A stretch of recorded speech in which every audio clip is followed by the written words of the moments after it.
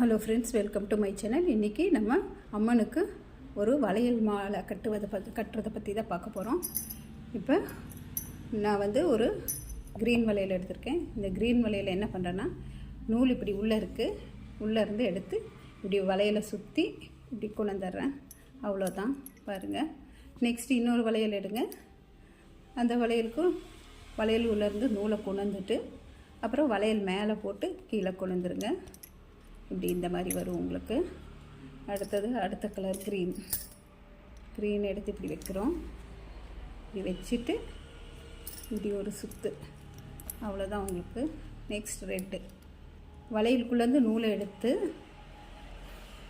நூலை எடுத்துட்டு இப்படி ஒரு சுற்றி கொண்டுறோம். அவ்வளோதான் உங்களுக்கு.